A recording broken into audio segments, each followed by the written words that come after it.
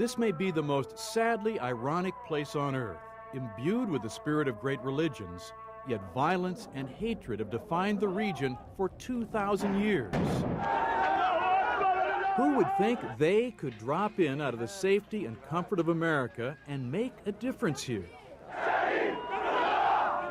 Just tell me what we did to them. Who would come to Hebron, where a Jewish settler murdered 29 Palestinians as they worshiped in the ancient Mosque of Abraham, and risk their own lives with nothing more to gain than their own spiritual commitment to peace? The mission was launched right after that massacre 5 years ago. We try to do violence reduction. I hope that that's what we actually do. Jamie Baumeister, 26, of Elgin, Illinois, that's who, and 7 other Americans and Canadians who are part of what is called the Christian Peacemaker team. They are completely disarmed by love. Christians on a pilgrimage to the Holy Land, they have come to literally put themselves between Arabs and Jews, even as the situation has become increasingly complex and tense. I just wanted you to know that an armed settler just walked through the market here. Anita Fast, a 30-year-old Canadian, is monitoring a Jewish settler who is walking menacingly with an M16 through a market filled with Palestinian merchants. I was under the impression that settlers are not supposed to walk through the market here. I don't know. You don't know? You don't know what the policy is? I cannot talk. My commitment to nonviolence is based in my faith and my belief that God enables us to love our enemies.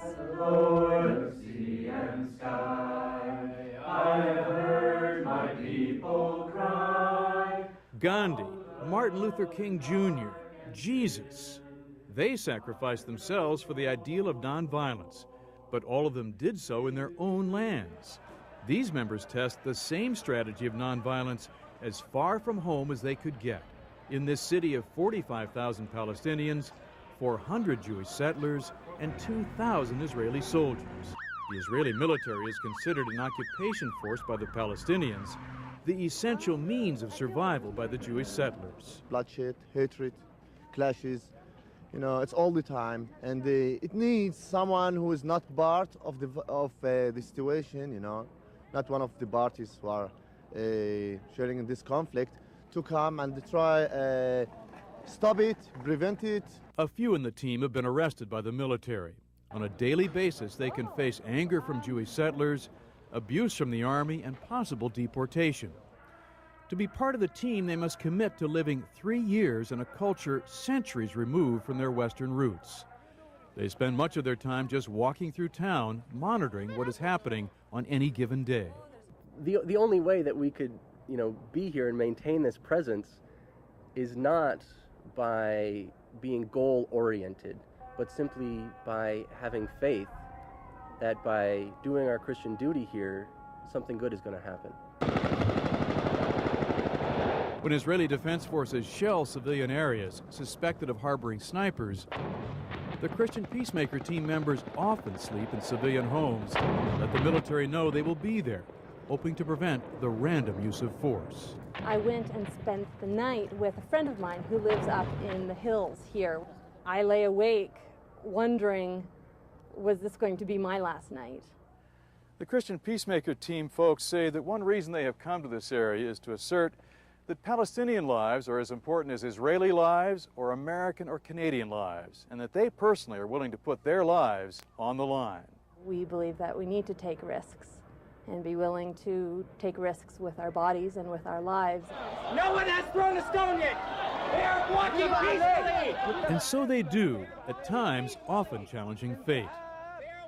I'd rather be killed doing something like CPT, doing something that I feel is worthwhile than being killed in a car accident. Daily life here is a fluid mix of bored soldiers on monotonous patrols, people shopping the marketplace to feed anxious families, storekeepers trying to eke out a threadbare existence, dogged by the underlying threat that what happened in the Mosque of Abraham will happen again.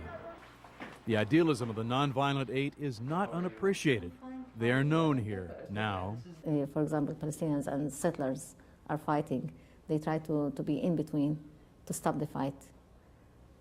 And it's a hard work, but sometimes it helps. Sometimes it is just another moment in a long tale of violence and hatred in a town accustomed to centuries of dust and betrayal. But sometimes it is something sharply distinct from the attitudes of the past. Maybe by my being here and living a different paradigm, that Palestinian might see something, realize for him or herself that throwing the stone isn't the right way to go. When we confront soldiers with what they are doing, their response is, I'm just following orders. Frequently I point out that I'm simply following orders, and the orders come from God, and God has said, thou shalt not kill. In Hebron on the West Bank, I'm Bill Turpie for Odyssey Weekly.